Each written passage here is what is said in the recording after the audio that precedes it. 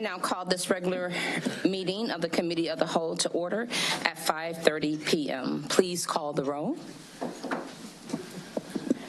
Ms. Pearson? Present. Mr. Schubert? Here. Ms. McCall? Here. Ms. Bennett? Present. Mr. Carpenter? Here. Ms. Haley? Here. Ms. Stanford? Here. With 7 present, we have a quorum. We'll now take a moment of silence, followed by the Pledge of Allegiance.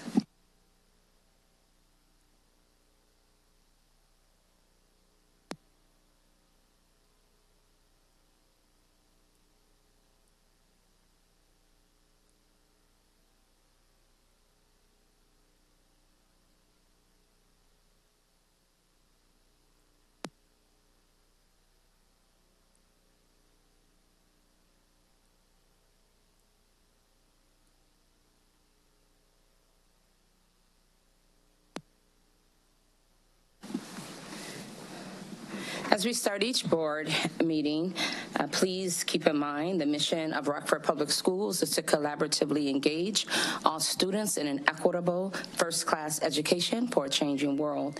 It also bears reminding that the Rockford Public Schools equity vision is to create learning environments that work for all students and interrupt the predictability of student outcomes based on zip code. Before we go any further, thank you, Kim Pedersen, who is working behind the scenes to produce the board's broadcast via YouTube, live stream, and Comcast Channel 20. Are there any changes, corrections, or additions to the meeting minutes? If not, is there a consensus by thumbs up to approve? Thank you. Mr. Carpenter will now lead the performance and monitoring, correction. Ms. Stanford will now lead stakeholders committee portion of the meeting.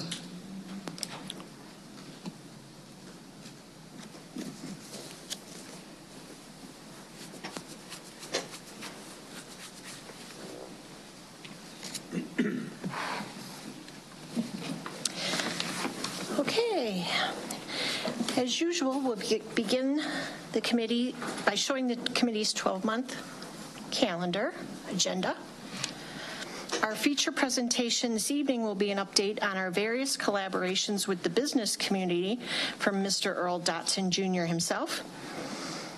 But first, let's begin by celebrating the good things happening in our district. On July 21st, Roosevelt conducted their summer graduation. Over 40 graduates were celebrated from Roosevelt, adult education, and other RPS schools. Congratulations to all who graduated, their families, and all the people who supported them. RPS 205 staff and community members enjoyed a beautiful day of golf, fellowship, and friendship.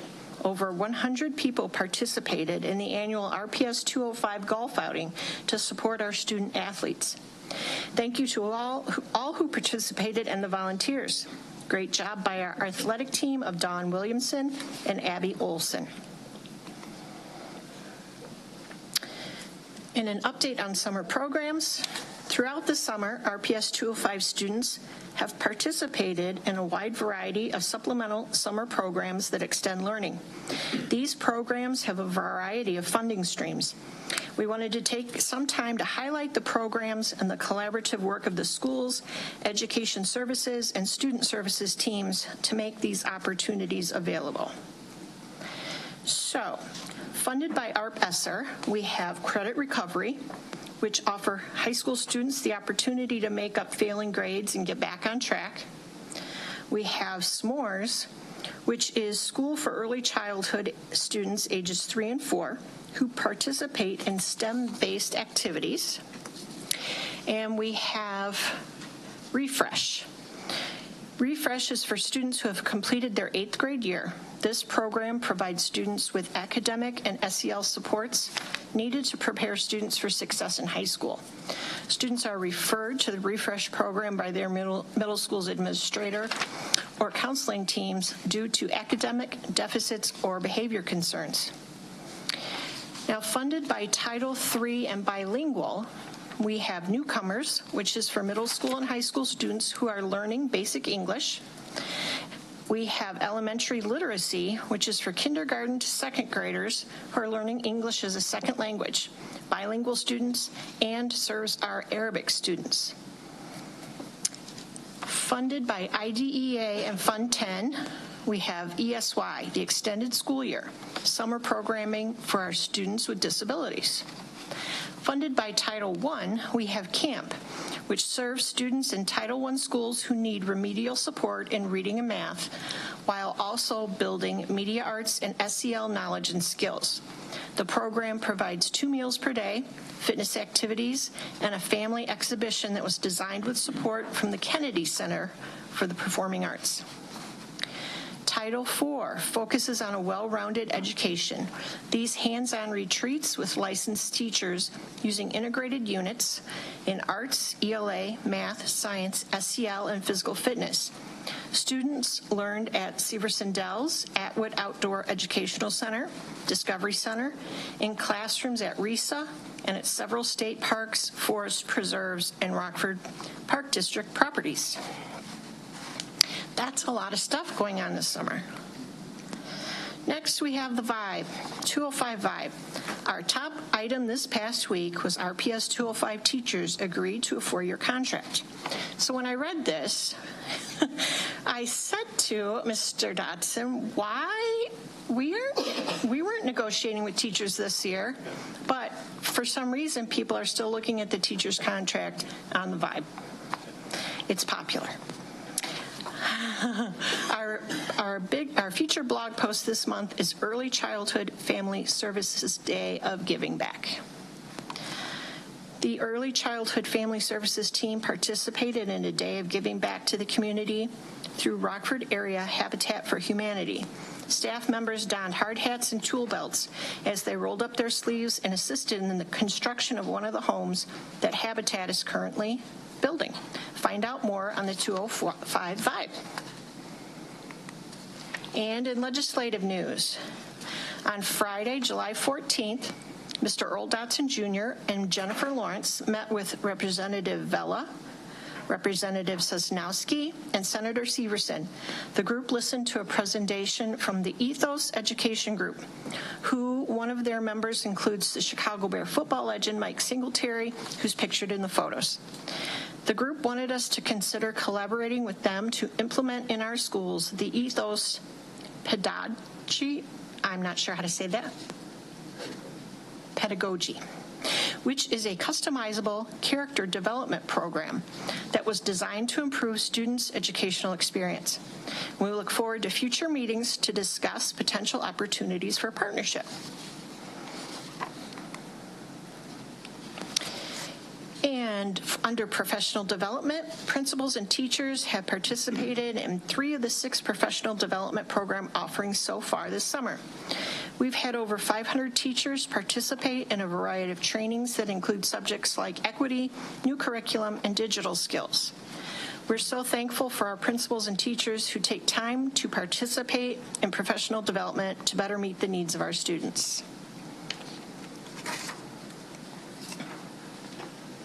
In our feature presentation tonight, we have identified the business community as a key stakeholder group, and Mr. Dotson Jr. will give us a business community update. Do you need this? Okay. Greetings. Thank you, Ms. Stanford. Appreciate the opportunity to give our business update. So for the last 2 years, there has been an ongoing conversation between members of the Greater Rockford Growth Partnership Board, that's the board that I currently serve on, and the respective boards of the Rockford Chamber of Commerce and the Rockford Area Economic Development Council. And the discussions have centered around how do we strategically combine and share resources between the 2 organizations so that they better serve the business community.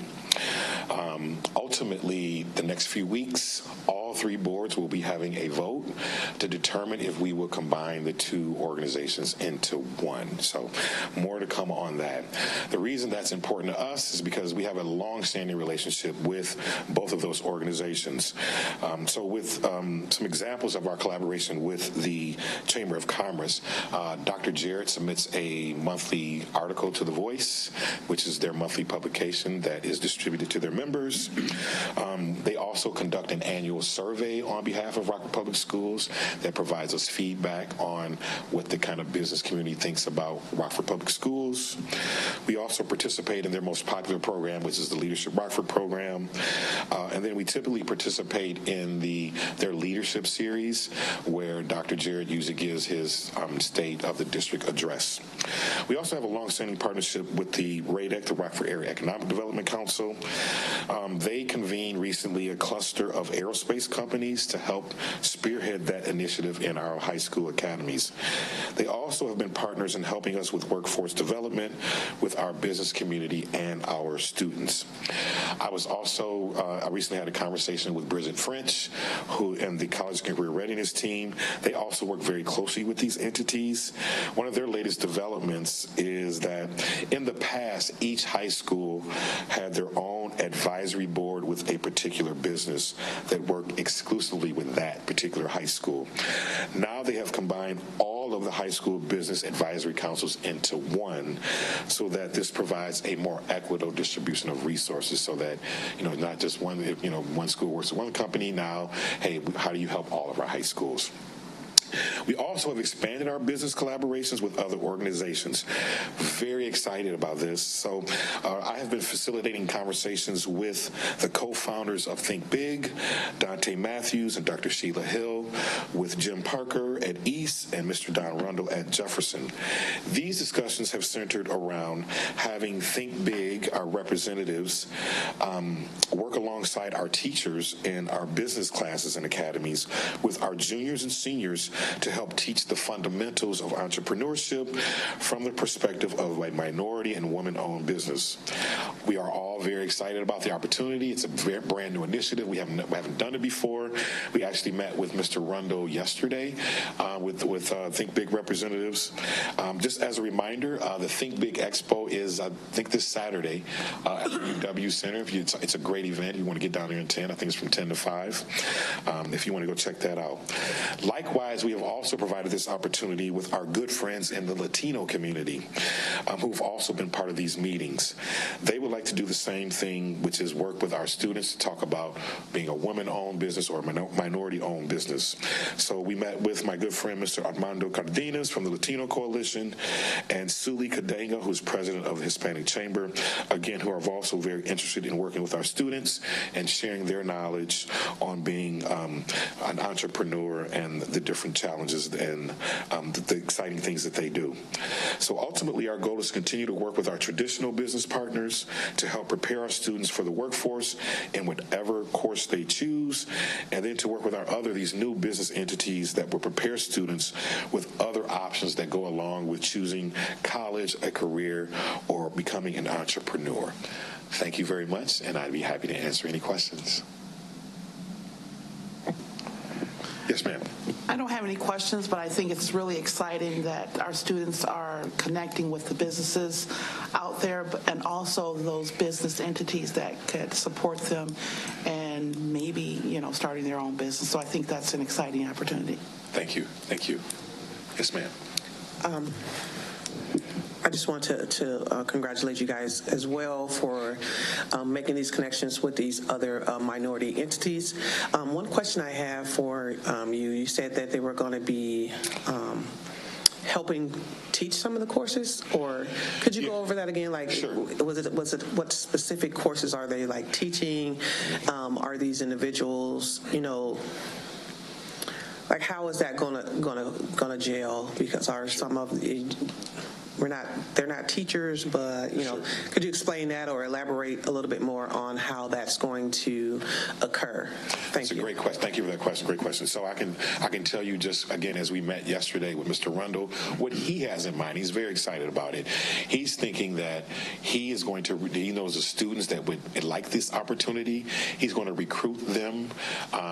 The first few days of school, he's getting to meet kids, and I think what they want to do is some version of bringing in other entities, other businesses to talk with students, to come up with I think they talked about an 8-week kind of curriculum, if you will, to kind of go over some of the very fundamentals of running a business, of being an entrepreneur.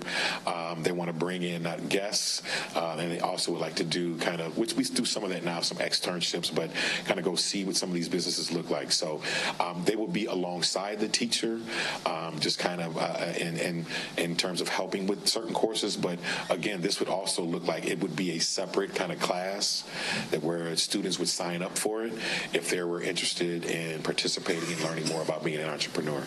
Okay, so what are the measurables? So like at the end of this class, will they have a business plan done, or I'm just a little curious to see some type of certificate, or Yes. What is the end goal? Yes, that's another good question. So again, they're still working out the details, but part of the conversation was exactly that. Hey, if you complete our course, we certainly will have a certificate. You'll leave here with a business plan of just kind of how to run your own company and learning those fundamentals. And some students will take off with that. The plan is to kind of leave them with a business plan. They will come up with kind of running their own business, and what would that look like, and see if they can actually kind of run it outside of learning in the classroom. Okay, last comment. That's cool. No, this sounds I'm very excited about this. It's cool. No, we're all excited. It sounds like a very good opportunity. Could you just keep us abreast of when the classes start, maybe from the pop-in or anything, and kind of check it out and see how things are going? Absolutely. And don't be afraid to utilize your board members. We all got MBAs and stuff, but just to. Just keep us abreast of how's it going. Again, thank you for that, because we talked about that as well. It's like, what would it look like? What would reporting back to the board look like? And that would more or less be, whether it's the principal, whether it's the students in the program, or the business people themselves, to kind of come back and tell us, what they taught. The students can tell us what they learned. And again, we're meeting with Jim Parker on Thursday, so I'm excited to hear what he has to say about what his specific plans are for his students at East. So more to come. Any other questions? I just have a statement. So I think it's really good and for Think Big and the other organizations that we're partnering with. I think that one thing that is worth noting is many of our students need to be motivated. And I think that the co-founders of Think Big is definitely capable of getting them motivated and steered in the right direction.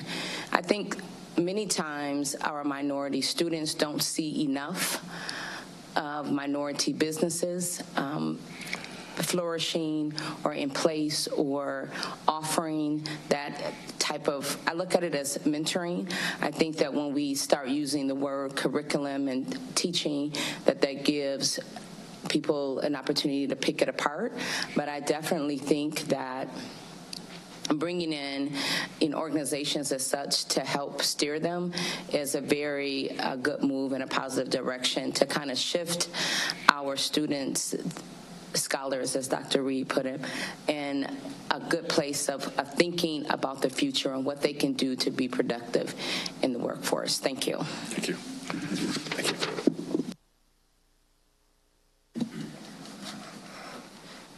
Thank you for that update. Hold on, I did have one question. Is this just for Jefferson High School, or is it going to be at all the schools? Moonwalking back to the mic. So we started out with those two. There will be an opportunity for other collaborations. So, for example, now that we're starting this, and I forgot to mention, we also met with Martisha Brown today and other representatives from Midland Bank who are also very interested in this type of initiative. And so there's plenty of students for us to support to give that local feel. So yes, we want to see how this works. To Ms. Pearson's point, we think giving a local feel, where students can relate, but certainly we would love to scale it up. And I think we will be having conversations, about Guilford and Auburn once we kind of get our foot in the door, just to see how this goes at the other two schools. But absolutely, we plan on scaling it up. Okay, and I only ask that because I've been approached by many students, entrepreneur students, and their T-shirts and all the things that they're producing and selling out there. So I know it's across the whole district. Absolutely. So, yes, yeah. we plan on working with all of them. Okay, thank you. So sorry about that. I'm sorry. So just for clarity, it's with East and Jefferson to start. Starting out just with the Latino Coalition and the Hispanic Chamber and Think Big initially, but we certainly plan on scaling it up to the other high schools, once we kind of see how this goes. So just Jefferson or East and Jefferson? East and Jefferson. Okay, thank you. Yes. Anything else? You sure? You're good. All right.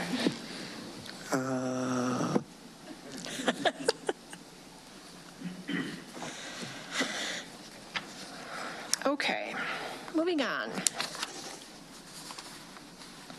The 2023 Athletics Hall of Fame celebration was held on Sunday, July 23rd. We were happy and honored to induct such a worthy and talented group of individuals. First, the East 1989 Sprint Relay Team's track and field, which included Terry Bell, Marcus Glenn, Brian Harper, Carl Williams, Jerry Norman, and Reggie Patterson. After 44 years, the Nick 10 has yet to produce another team that is able to break either of these three team records in the 4x1, 4x2, and 4x400, all set in a single meet. Next, we had Megan Buja for bowling, a 2010 graduate of Jefferson High School, who was nominated by her principal, Don Rundle. Megan was first team all-conference selection for bowling every year of her high school career and named MVP of the Nick 10 as a junior. Megan led her team to the 2008 IHSA State Championships and left her mark on the IHSA State Finals by posting a perfect game, becoming only the fourth in history to do so. And we had Ira Matthews, football, who was a member of the 1974 East High School football team that won an IHSA state title. He was an all-conference selection in both basketball and football during his high school career. He was recruited by the University of Wisconsin in 1975. During his time at Wisconsin, he led the nation in punt return yards. His Division I success caught the attention of the NFL, and in 1979 he was drafted by the Oakland Raiders. Ira has been noted as one of the greatest returners in the franchise's history. His most recognized kickoff return landed him a Monday Night Football record with a 104-yard return against the San Diego Chargers as a rookie. For those who could not be in attendance to the Athletics Hall of Fame event, these interviews will be broadcasted on the 205 Vibe podcast in the next several weeks.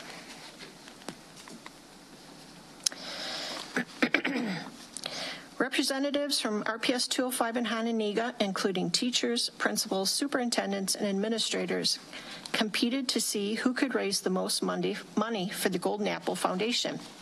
The dunce cap, as you can see Dr. Jarrett and Dr. Reed wearing, was used to donate $20 to those who were brave enough to wear it. Sometimes people paid to have the cap removed. There was a great turnout from both districts, and it was great to see so many people supporting their schools. RPS 205 School District raised more money and beat Hononegah by more than $150. At the end of the night, we raised more than $2,900 to go toward Golden Apple programs and services. They called it a success and wanted to thank our board members and all those who came out to support the cause. So I was able to bring my son and my dad to this event, and they both had a great time. Had a little dinner, had a little fun, listened to music. It was a great time. We finish our deck with the board calendar, reminding board members of the many opportunities available to interact with our students, families, and community each month. Please make sure you check the calendar on a regular basis for the most up-to-date information. We've discussed in our committee and decided that the board members should be responsible for checking the calendar regularly. However, we understand people get busy and may need reminders. We thought that we would consider for discussion having the board secretary send out reminders for certain high-profile events. Do any of you have any opinions on that? Ms. McCall? I think that would be an awesome idea. Thank you. Or Laura? Ms. Stanford, are you not the board secretary?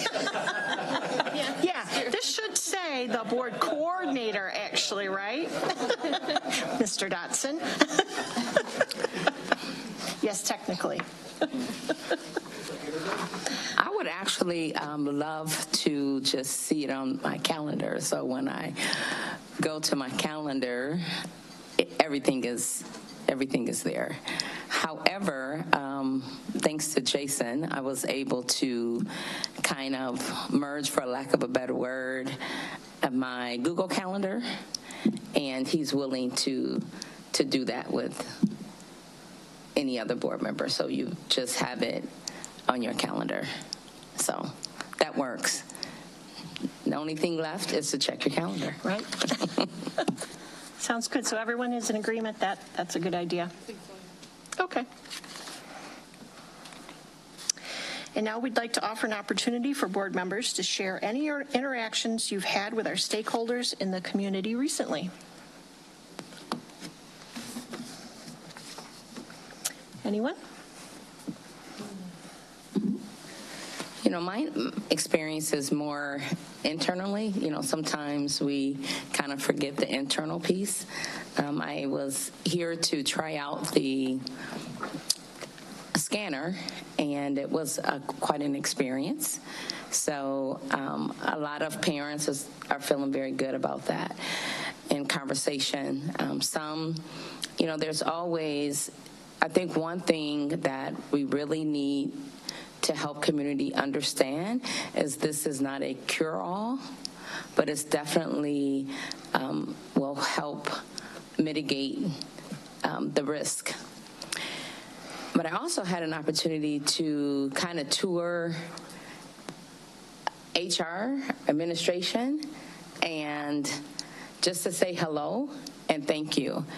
And many of the employees were so appreciative. And a couple of them was like, I never met a board member. So it's just good to stop and pause to say thank you and not, I never want anyone to feel like board members are untouchable. So that was a very pleasant experience. It was rather impromptu or kind of random since I was here and ran into individuals. I thought that was a good opportunity, Mr. Zediker. So that was a very pleasant experience. So I think it is worthwhile building relationships both internally and externally for the sake of the whole of our district. Anyone else? Ms. McCall? I just checked my calendar, and, you know, I didn't have any interactions the past 2 weeks, and that's very odd. So go ahead and get those events on my calendar. Thank you. That will end our report. I do want to mention one thing with and I don't know that this is really an RPS thing, but it is kind of RPS because we at the Advanced Technology Center, Rock Valley College, we're hosting students for our SMART Camp. A lot of those students were RPS 205 students out of the Advanced Technology Center, and they were getting engaged with programs in welding, mechatronics, CNC, but mostly mechatronics. So I was able to, you know, kind of talk to some of the students a little bit and promote what we're doing out at the Stenstrom Center for those CT opportunities that we'll be having once they get into high school. So I think that was really great. They were able to get exposed to some of some employment or techniques or other areas that they might not have been exposed to otherwise, but I think that was a great opportunity to engage with some of our students.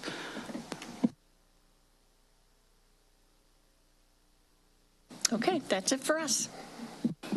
Thank you, Mrs. Stanford. I appreciate that.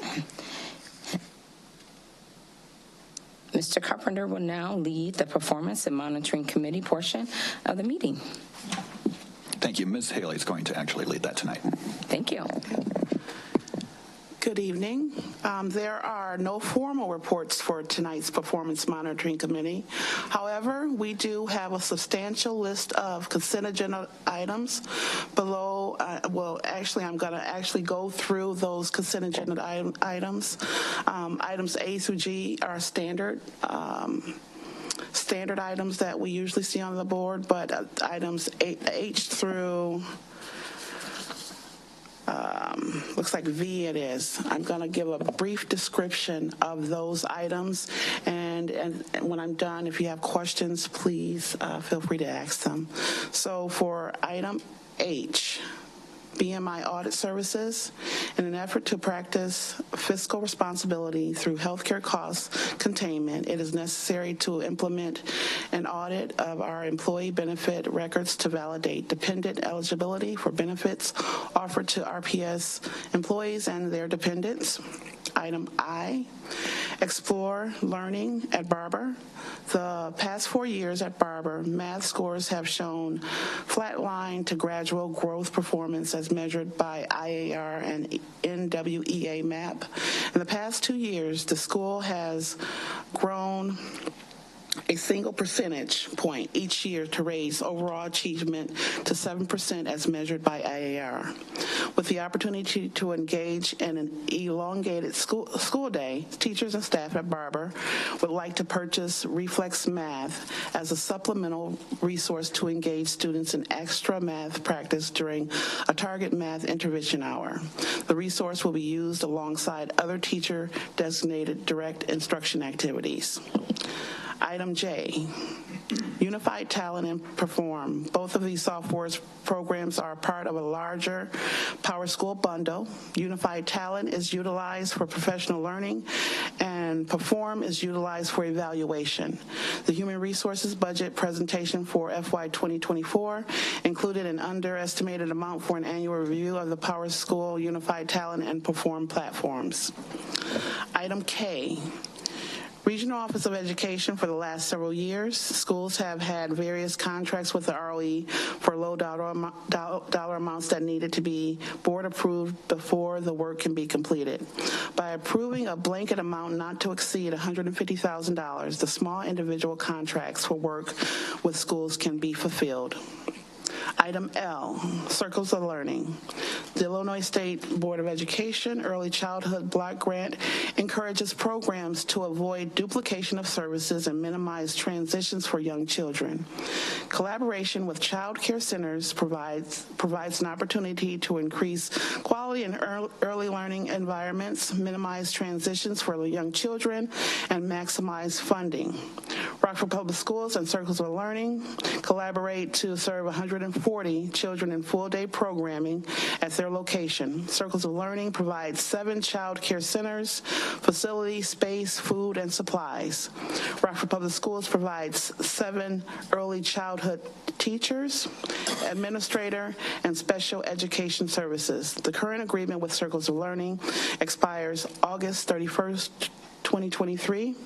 This agreement allows the collaboration with Circles of Learning to continue in its current state. For item M, LETRS. This stands for the Language Essentials for Teachers of Reading and Spelling, and it is a professional learning suite that provides educators with deep knowledge to be literacy and language experts in the science of reading. LETRS teaches the skills needed to master the fundamentals of reading instruction, phonological awareness, phonics, fluency, vocabulary, comprehension, writing, and language, and is aligned to our elementary literacy curriculum. Our district funded an initial cohort of teachers to enroll in this program, and we've populated a waiting list of 80 more teachers interested in participating. For item 9, Titan. Titan is a new nutrition services software that was approved by the board on April 12, 2022. As the business and operational needs of the Nutritional Services Department expand to more mobile solutions such as breakfast in the classroom, an additional point of service licenses are needed. Mobile solutions allow the Nutrition Services Department to serve more students on a day-to-day basis. For item O, STAR Autism Support. The curriculum add-on addressed the social emotional needs of the students in the curriculum they are currently working with. Research-based curriculum for students with autism is limited. This also addressed the need for training the teachers have to ensure the curriculum is implemented. The combination will allow students to make progress toward IEP goals and our progress toward accessing a less restrictive educational environment. Item P, the employment of 10 full-time officers, which include a supervising sergeant, is advisable to ensure adequate student safety and police protection is available, and ensure that police protection is available each school day. In order to employ full-time police officers, it is necessary to continue with an intergovernmental cooperation agreement with the City of Rockford. This is an additional opportunity for RPD to hire 2 non-sworn mentors to supplement, not replace, the SROs at Auburn High School and East High School. The mentors will work with RPS 205 administrators to identify and intervene with individual students identified as at serious risk of becoming court involved. The mentors will be responsible for providing services such as service navigation, individual counseling, group counseling, and other support services in accordance with approved policies, protocols, and procedures in the cooperation with RPS 205. The mentors will also be responsible for providing basic hall monitoring duties when not engaged in mentoring students. Item Q, I'm almost done. Edmonton, Calvert, the Regional Office of Education provides an expulsion program for middle school and high school students through the Regional Safe School Program at Summit Academy. RPS refers expelled middle and high school students to Summit Academy and pays tuition throughout the student's expulsion term. Currently, we do not have an option for elementary students to attend the Regional Safe School Program. Extending academic, social, emotional, and health services to elementary students who are subject to expulsion will provide a needed system of support to our youngest learners as they complete their expulsion term. For items R and S, this is the AMN Healthcare and the SSG Healthcare. The district has a legal obligation to seek out and identify students who may be eligible for special education and related services through an evaluation process, and then to provide services for eligible students in accordance with their needs pursuant to federal law, as well as under Section 504 and under state rules and regulations. The problem is staffing certain certified positions in special education in order to ensure the timely completion of required evaluations and other compliance-related documentation, as well as to ensure provision of required services from personnel in areas including psychologists, social workers, and speech and language pathologists. For item T, Star Renaissance at the Juvenile Detention Center. The Juvenile Detention Center lacks an academic progress monitoring tool. A true multi-tier system of supports requires consistency across all levels in order to have meaningful, efficient, and real-time data to support intervention efforts over time. Our juvenile detention students and staff experience this problem more acutely as students transition between the Juvenile Detention Center and our middle and high schools. For item U, Aurora University agreement, the Special Education Department continues to have multiple social worker vacancies, and one way to attract new social workers from post-secondary schools is to be partners with them to provide clinical field experience hours to college students. We currently have 50 full-time social worker allocations and 6 unfulfilled vacancies as of 7/17/2023. Finally, item V, CPI. The Illinois State Board of Education requires a report to the state superintendent directly after a hold is placed on a student. In order to stay in compliance, collaborating with Crisis Prevention Institute Incorporated can minimize restraint reports. Rockford Public Schools and Crisis Prevention Institute collaborates to serve and train the district staff in non-crisis intervention training and verbal intervention training. So those are the items for the Performance and Monitoring Committee. Are there any questions or comments? I have a question. Is there anyone here that can speak to the elementary expulsion program? Tammy's here.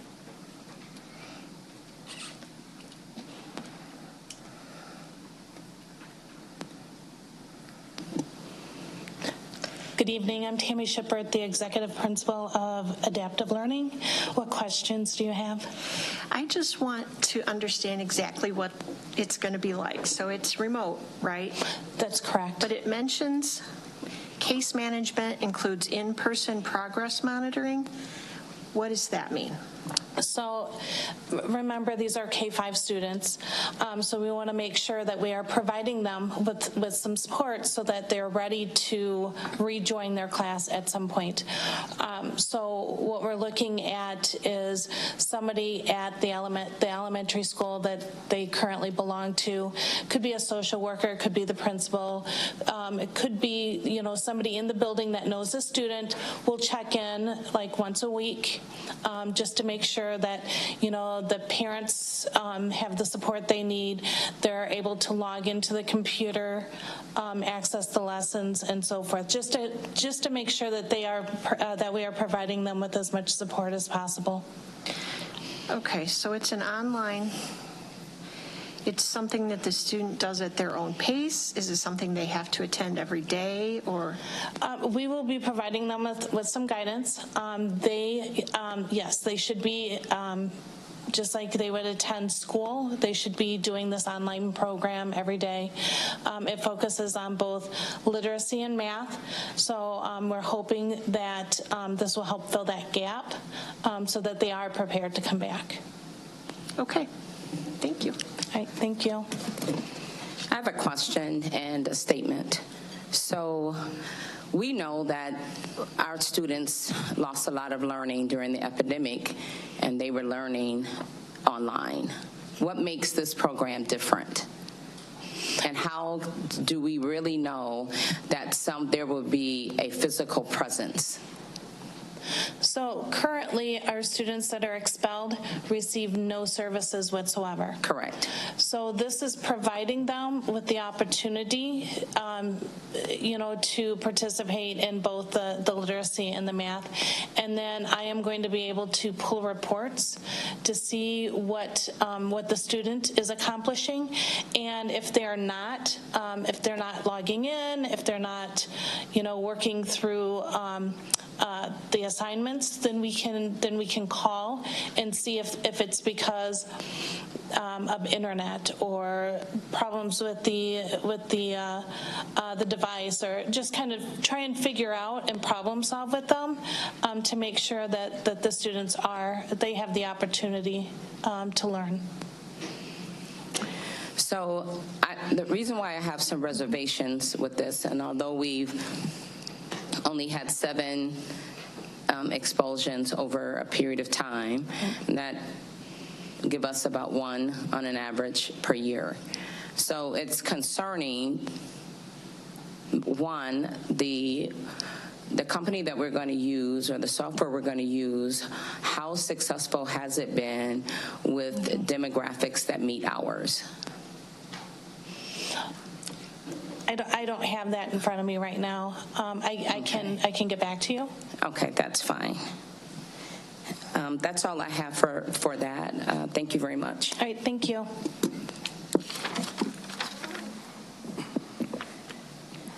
I do. Go ahead. Well, I do have questions on L, the circles of learning, and really they're just kind of points of clarification just so that I can know more about this program. So first of all, how long has the district worked with circles of learning? I'm going to do a little bit of guessing because Kim Nelson is our expert and she's not here, but it's been minimally 5+ years that we've been with Circles of Learning. And the staff there, they are employees of RPS 205? Yeah, so we do employ RPS teachers and RPS administrator, so they're identified as RPS employees and are paid as such, and it'd just be like they would teach in another building. They're just placed at Circles of Learning. Okay, so that answers my next question. I was just going to ask, are they a part of the collective bargaining? They are. Okay. What kind of, do we have the same oversight of the Circles of Learning program as we would with any of the other programs? Yeah, we do. What makes this unique is it allows for families that, and it elaborates a little bit in the executive summary of partnership, so that parents that attend Circles of Learning can use that as a before school daycare, after school daycare, but when it is in our classrooms, there's same oversight from the principal, from our grants department, and our early childhood department in general. They receive the same oversight, same rules, same regulations as they were in our schools. This just provides that opportunity for families who want to use Circles of Learning to extend that out, so if they have to drop off early and have to stay later, there's an embedded daycare right there in that building. Okay, somewhere in the, I don't know if it's the contract or basically just the documents that were with this item, it mentions that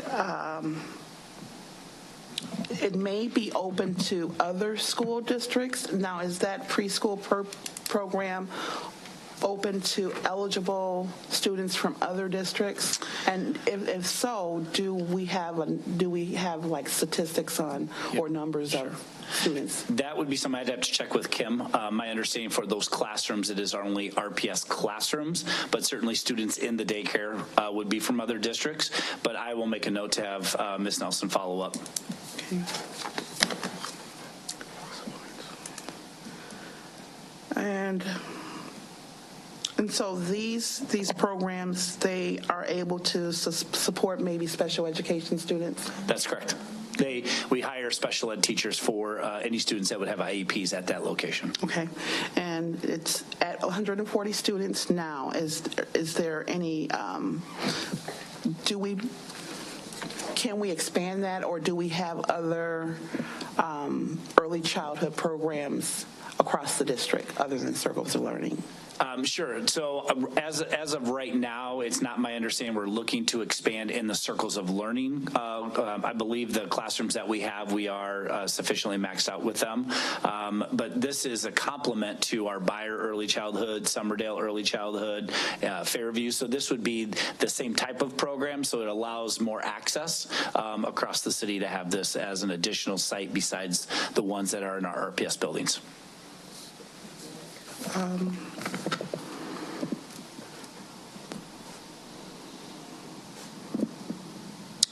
I think that was it. I had another one. It just went away. I'm sorry, but thank you. I'll be here all night. Thank you for that clarification. Yep. I have a question on 6H. The BMI Services Benefit Dependent Eligibility Audit. So just for clarity and understanding, is this not something that you can have your current provider run a report? Yeah, so this would be much more extensive. So they would actually come in. So this is going to be a twofold audit. This would be one to look at all of our current files for current employees with dependents. So they're looking at any spouses who may be on our plan that we should have a spousal carve out on, any dependent children who may have aged out or shouldn't be in our plan. And so this is a full-fledged audit that will include email communication to current employees who are on our benefits, as well as our files to ensure that everything matches. So I would like this to an audit that Dr. Brown and his team gets done every year on our financials. This really looks at who is on our plan, who should be on our plan, who shouldn't be on our plan, and that allows us to then be able to, hypothetically save money as folks that should have been aged out over the course of a couple of years, or who have dependents or spouses who shouldn't, based on our plan document. And so this is something that typically should be done every 5 to 6 years. The last time we did a full dependent audit was actually the year before I started in my position, so it was 9 years ago.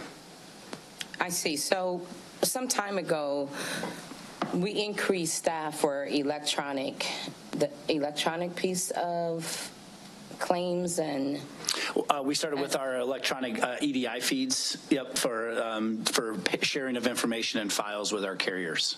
Okay, yep. So I guess I'm not sure then, why wouldn't insurance automatically be canceled when a dependent is aged out? Yeah, so there's still a lot of manual processes. So when we go through open enrollments, the last several years we've had a passive open enrollment, and so if there are no changes that are made by the employee, then the information that's on there would automatically roll over. We do have internal controls that tries to check for any kind of aged out dependents or spouses that shouldn't be on our plan, but we don't catch those, and so if you don't do it for multiple years, there's an opportunity to have several mistakes in there. Because with our EDI feeds, that is information that comes from our system that sends it to our carrier. And so this is really an audit of our system to make sure that it is clean data and that we have the folks on our insurance plan that should be on there. Oh, so the insurance that the district have does not provide you information when dependents have aged out?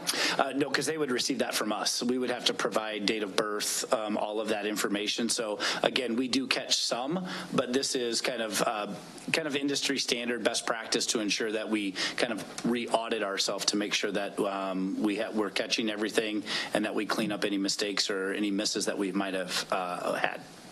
Okay, so if the electronic information is something that you're giving to the carriers, mm-hmm. What is it that what technique would the audit use to catch it?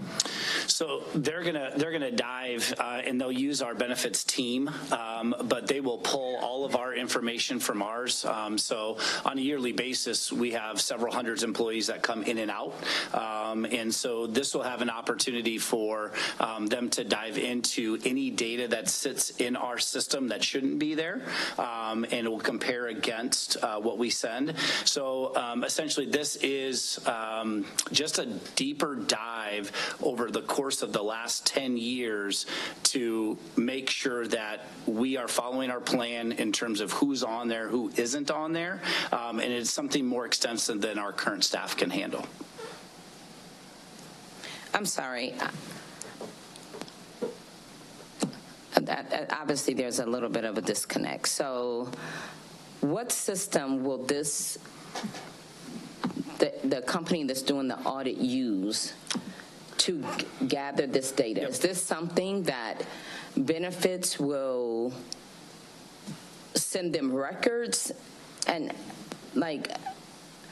I'm trying to understand the process. Sure. And how that will be effective. Yep. So they'll use a couple of things. Number one, they will communicate right with our employees to gather any missing information or information that's not clear. They will work with our benefits team on our hard files as well as what we have in our Business Plus system. And so that will be able to triangulate any data or any missed data or inaccurate data. So they'll be pulling it from our electronic system. They will communicate right with our employees. That's a part of the bid is their outreach via email, via hard mail to our employees, and then they'll use our benefits team as well. Okay, thank you. Mm-hmm. I did remember my question regarding circles of learning, and this is just a general question regarding all of our early childhood education. Busing, would that include also circles of learning, or when we are doing the busing for those sites, is circles of learning one of those? I do not know the answer to that, so I will ask Ms. Nelson to respond. But I do have in addition to the earlier issue that you identified, you couldn't remember the portion of the document that you were looking at, but all students who are in the early childhood program have to be residents of District 205, so they have to be eligible to participate. As far as transportation to circles of learning, I'm unsure, but I do know they have transportation to some of our early childhood programs.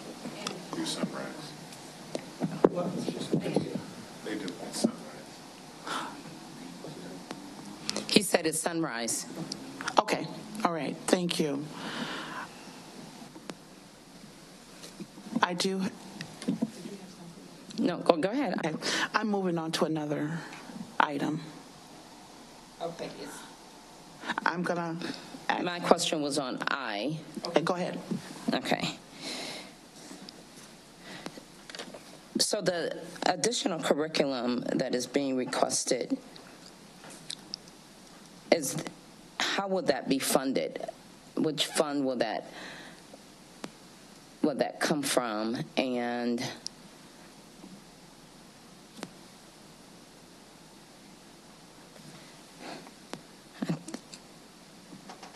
I thought there was a dollar amount. Let's see. There is a dollar amount of $4,075. I didn't write it down. Okay. It looks to me like it's regular general. It would look like it would come from their building general fund for that total cost. Okay, and there's a question mark by Article 42.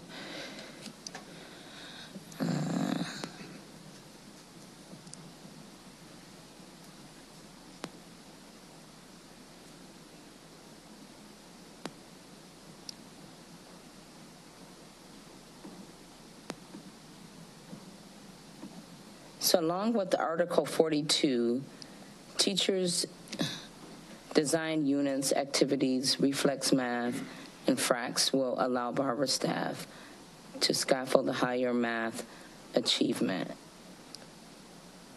So can you elaborate on Article 42? Sure. Yeah, so this, for this year, what this references is in the collective bargaining agreement. Article 42 allows buildings to work on an individual basis to waive sections of the contract, so Article 22 and Article 24, which has to do with class size, time. So this goes back to all of the elementary schools that have elected and voted to extend their day. And so what Barber is showing here is what they're going to do with that time. So that extra 45 minutes, Barber's really going to be focusing on math on a daily basis. So when they reference along with the Article 42, they're going to design. So that's part of their plan to utilize that time at Barber for math. Okay, thank you.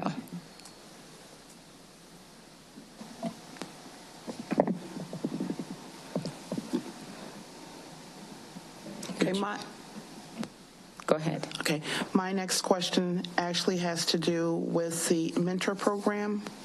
That's item P. So we are, the 10 full-time officers has been proposed along with the 2 mentors.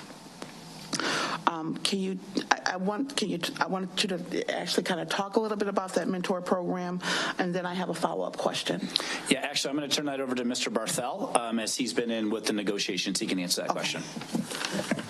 So I will start by, I can answer the questions for the school resource officers. Dr. Gallagher actually led the initiative and the charge in collaboration with Auburn and East principals, along with the City of Rockford, to identify that mentor plan, to identify those inputs, outputs, and outcomes. But I'm happy to take any questions and answer what I can, but I might have to take some stuff back to him and bring it forward. Yeah, and I guess I'm just kind of curious of what type of training these two mentors will go through, and in particular, will they be required to go through the CPI training, the crisis prevention training that's being offered to all other district staff?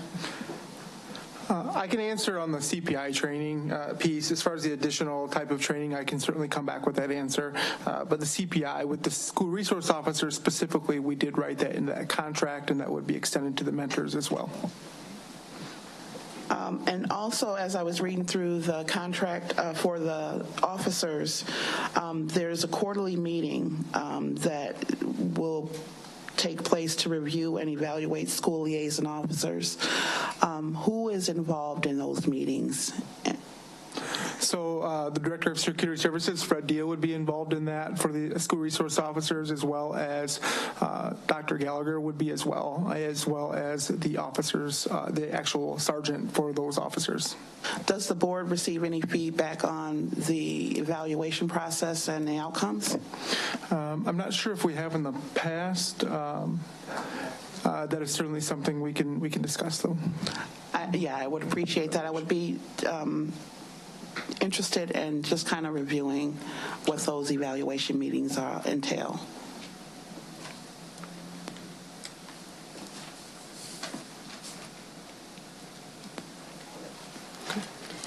I have a question about, so in the contract for the student resource officers regarding CPI, it says that the individuals have to participate within 6 months of hire or something like that. I think it says from hire. So is the 6 months something that can be adjusted, or is this contract have to be as is? The reason we put that in there, in the contract, there are some vacancies that are currently exist with the school resource officers. So 3 of those vacancies we have worked with the Rockford Police Department to fill those roles by January. So that's why that's written in there. The officers that will be on site and working prior to that date will get that training much sooner. Okay, sooner as in training before they're able to interact with students, or sooner than a 6-month time period? That's something we would have to work to figure out that date. We don't have that locked down yet. Once we get this put through, then we would determine those dates. I'm not sure if we'll have that before the start of school, but it will certainly be within the first 30 days. And from a contractual standpoint, school resource officers have statutorily mandated training with its own curriculum, separate and apart from crisis prevention training. So the CPI training is essentially so that they're aware of what the district is utilizing and have those tools. But certainly in an emergency situation, officers would not be bound by implementation of CPI. Okay, and regarding the training, actually, that was my next question. So for the mentors, and I know you said Dr. Gallagher can get this information, but on the second page of the contract, there's a section that says joint responsibilities. City and the district shall identify appropriate training that RPD mentors shall undertake and ensure that training is properly administered. So we would be approving this contract before knowing how the people would be trained and what they're trained on? I would have to take that back to Dr. Gallagher on that particular piece. Okay, thank you. I've got a question also about the contract on the training on the contract. As Ms. Goldsmith noted, there's state training for school resource officers, but that also is they have 6 months to get that completed, I think, correct? Yes, it was intentional that the district and the police department wanted the flexibility to allow seasoned officers who wish to become school resource officers the opportunity for coverage and or transition into position as a school resource officer. So the intention would be that for those who have already received the appropriate school resource officer certification, in their absence, should they be on some type of forced leave, that a seasoned officer would be able to step in on an interim basis and still be, sufficiently qualified to serve on an interim basis and maybe obtain that SRO certification if required. Okay, thank you. And to dovetail on that, our current 7 school resource officers have been through that 40-hour state mandated curriculum. Again, this is really focused on those 3 school resource officers that are vacancies at this point. Thank you. That was my next question. If you had, it sounded like there's 7 identified officers at this time, and they've gone through the training already. That's correct. Thank you. I also had one question about, there's a provision about removal. It's on page 3. It says a school liaison officer shall be removed immediately from the program at the sole discretion of the chief upon request of the superintendent or the superintendent's designee if an allegation of misconduct is made. And so I was trying to figure out if, it sounds like the chief has the sole discretion, but then it says upon the request of the superintendent, and so it's kind of unclear who, to me anyway, it's unclear who makes that decision. If the district were to request that an officer be removed, they would be removed. I think that paragraph is written that way to acknowledge the fact that we are working with the police department on their own assignments and whatever their agreements may be internally as to assignment. So the officer would no longer be in the school immediately, but what the police department decided to do with that employee would still be up to them.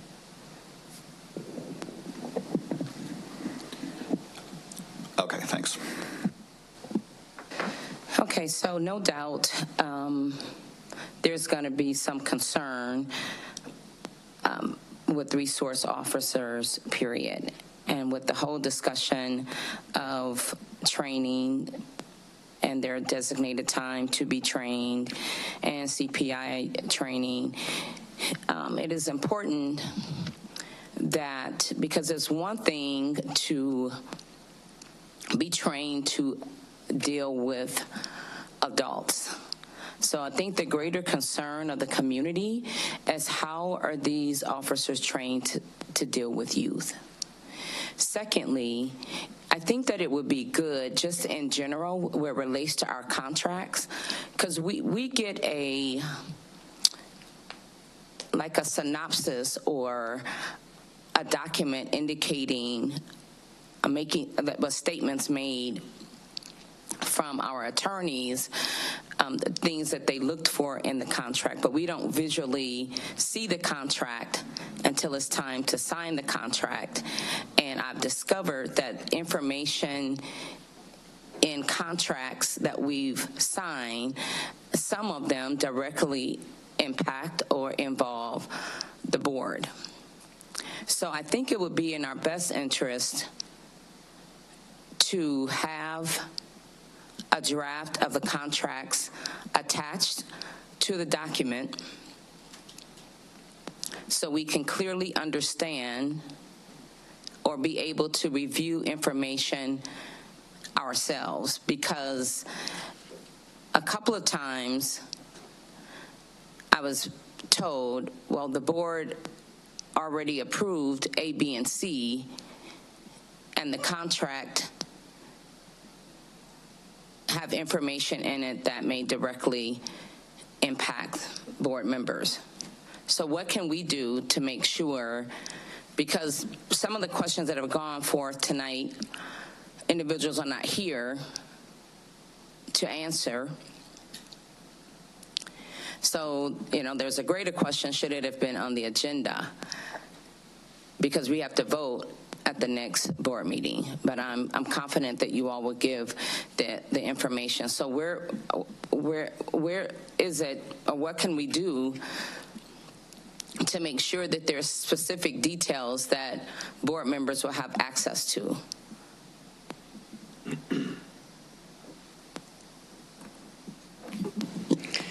Good evening. So all of the draft contracts are attached to the agenda, on each agenda item, if I'm understanding what you're asking. Like the CPI draft contract is attached, and per our process, all of the items have to be uploaded by the time we meet for the governance committee meeting. So board members have plenty of time to access all of those documents prior to the committee of the whole meeting as well. Okay, so let me find a specific one.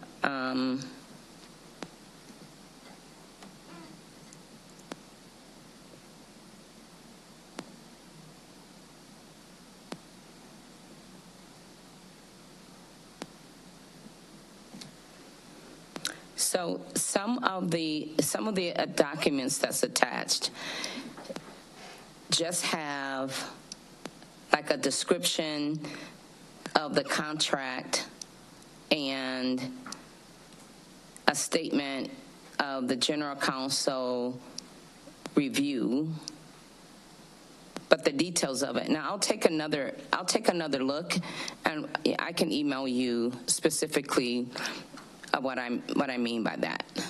Okay. Yeah, so we do attach a series of documents. One, we have to attach the form showing that it's went through the appropriate contract review, and then also the draft contract, and then any ancillary documents that might be helpful in understanding what the agreement is about, they attach. But yes, please do let me know if I can be of any further assistance or provide additional detail. Okay, so the contract review form is the contract? Is that what you're saying? No. Okay, so the contract review form is a form that we create internally to ensure that it's went through all the appropriate personnel, including the legal department's review. So, and it's signed off by the presenting cabinet member. And it also, when it impacts finance, it has to go through finance. If it is an IT, if it impacts IT, it has to go through the IT review. So it does go through a multi-layered internal review. okay, so for an example,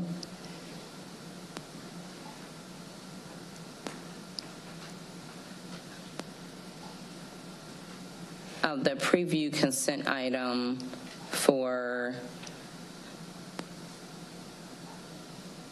Power School Group. So I see the exhibit contract review form and then information regarding Power School. That's 2 pages.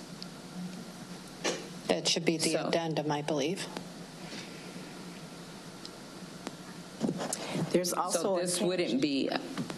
Go ahead. All right, the Power School UT FY24 that you see there, that is the contract. They did not attach the master services agreement, which is the same master services agreement that you see for all Power School documents. We typically ask that they do include that standard document, but what you are looking at there is the actual agreement.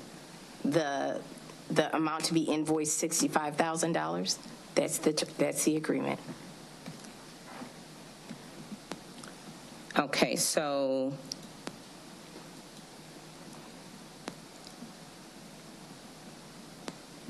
okay, I'll forward more information, be more specific. Thank you. I have one more question about the mentor program to just add to our list. So in here it says a primary responsibility of the RPD mentors is to intervene with individual students identified at a serious risk of becoming court involved or already court involved. So is the idea of the mentor program to have kind of like a caseload, to be like a behavior intervention specialist? Like what is the, yeah, I would just be more interested to know how how are students being identified and who is identifying them? How is that being managed? Is that a panorama management? Like how's that being figured out? So I can answer a little bit of it based on some of the outcomes that are listed in the contract. Again, they're going to be looking at some of that panorama data. And they're looking at increasing attendance, decreasing behavior referrals, increased academic performance of those students enrolled in the program. So those type of that data that is in panorama for those particular students would be used, and that their intervention plan would align with those particular outcomes. So what my question, so what you're talking about is them so if, let's say a principal identifies a student, that student's data would be shared with law enforcement in Panorama, right? I'm not sure if it'll be directly in the system or if it'll be the data that's derived from that system. Okay, so shared, so they wouldn't have maybe open access to Panorama as in searching like a grade level, right? But correct. Is there consent or something that parents or guardians are signing that law enforcement have access to their student data? Yes, looking at paragraph 3, it indicates that an authorization for release of information would be required from the mentor signed by the parents. It's in section 3, I believe, page 204. The second paragraph of section 3. So, okay, so administration will provide the contact information to RPD. So information of a student's family is still being provided to RPD before families consenting to have it? Just the parent's name and phone number. That's the same information that might be required if that student, for example, were to do something potentially unlawful on district grounds. Before officers can interact with that student outside of administrator's presence, they have to reach out to those parents. But that would be something different, right? So if a student broke a rule or did something that could be potentially unlawful and law enforcement intervening, that's a much different conversation than a student potentially being involved in something and then, do you see what I'm saying? Correct, but it's a minimal amount of information, something that technically that officer might be able to get from that student. It would be most likely the parent's name and a contact phone number, so that the parent could either initially decline to participate or otherwise.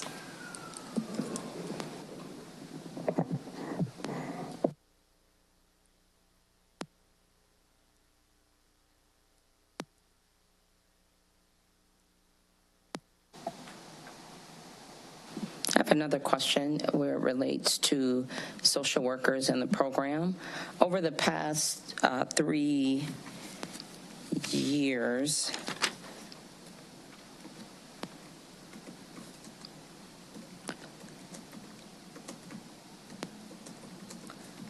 how have our social worker numbers increased?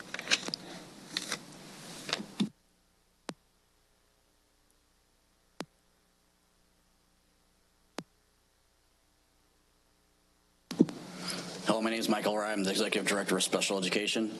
And can you repeat the question for me, please? Over the past 3 years, have the social worker numbers increased? Yes, ma'am.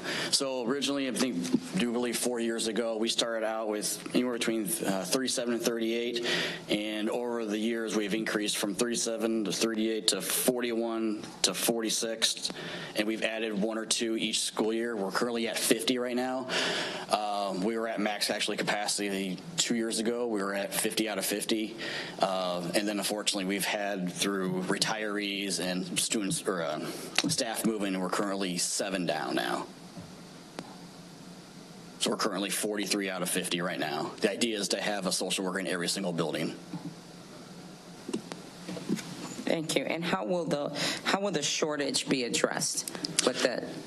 Yep, so right now we're doing multiple things. As you can see, I'm brought 2 staffing agencies to board this coming month. Last month I brought 2 more. And then our department, working with the DEI department in recruiting, we have blasted social work, psychologists, speech pathology postings at the Illinois level and the national level to post our recruitment for our job postings. We're trying to do everything we can to recruit staff to come to Rockford Public Schools. And we also have the sign-up bonus. We're a hard-to-fill position, so we're trying to do everything we can to staff those vacancies that we have. Thank you. So currently, we're what, 7 short? As of today, yes. As of today. As of today. So if school started tomorrow, how would we cover the shortage within the schools? So right now, we currently have more than we can fill at a one-on-one basis. The idea is to have a one-to-one. We currently cannot do that right now. What we have to do is look at caseloads. So if a building had a smaller caseload of 15 to 20, and where the actual social worker who's working in that building could provide services and do the IEP meetings. If we can do that at like a 0.5, and then they can go to another building and fill it in a 0.5. So right now we're filling holes as we go. Some of those schools we will not be able to provide a one-on-one, but we're doing the best that we can to make sure that every school has a social worker that can fill the IEP meetings and service all the minutes in the district. And last year we did not have any student that did not go without social work services. Thank you. And I'm sorry, I didn't catch your name. Mike Raya. Sorry. I'm sorry? Mike Raya. Thank you. Yep. Mr. Raya, I do want to thank you for the data you provided mid-July regarding the staffing agencies, what we pay them, as opposed to what we would be paying as a district. So I appreciate that information you provided. And board members, if you haven't seen that data, it's in a July 13th email. So I can appreciate that we are working with Aurora University to recruit social workers. Do we have any, or maybe are we looking to recruit for other, like the psychologists or the speech language? We have all of them. We have internship possibilities for social work, psychology, and speech pathology. I do believe we have a max of 3 per. Let's go to the social worker. The Aurora University. It just so happens that we have 3 max. We currently have 2 of them filled, and both of them are from Aurora University. And we have, I do believe, 1 or 2 psychs filled, and I do believe 1 of the speech pathologists for the interns. So we're filling them. The idea is to create a pipeline where if we get them to do their clinical hours, then we have the ability to, as long as they do a great job with their kids, we have an ability to offer like an early offer to kind of like sew them up so when they become out of college, then they go straight into our workforce. Okay. Now, with the agencies that we're working with, AMN Healthcare and SSG Healthcare,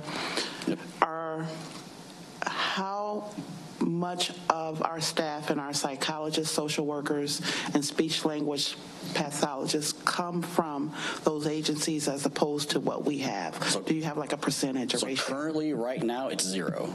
So these are off the ground because, to be honest with you, I get emails every day for contracted agencies. These 4, we were able. One of them is actually local, and the idea is to bring bodies into the school district. The problem is when they contract with us, they are looking. They say, "I've got 10 of every category," but the problem is they're virtual. I mean, I don't have anybody on my end. They might have people from New York or New Jersey or Colorado. The problem is I don't have anybody on my end to go get the student, pull them out of the classroom, do the services, and put them back, or bringing the student back. So currently, right now, we have 0. We've had interviews. The issue is we've actually had 5 interviews for social worker. The problem is we're running into the social work type was more of a healthcare social worker rather than a school social worker. They didn't have the clinical hours in the school, and they did not hold a Pell. A professional education license. So they could help us kind of like maybe the social emotional piece, but none of the minutes would really count, and they couldn't do anything with the IEPs. So we're really looking for licensed school social workers that will basically do the services and attend the IEP meetings. Okay, thank you. Yeah. Yeah, thank you.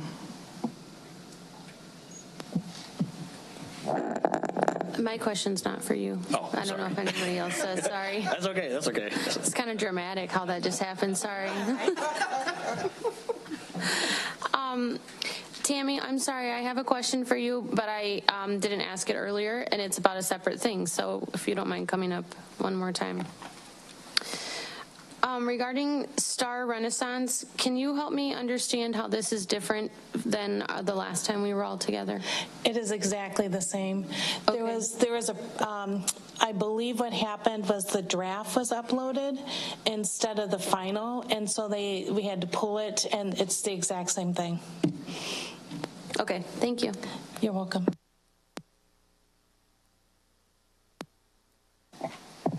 Any other questions? Okay.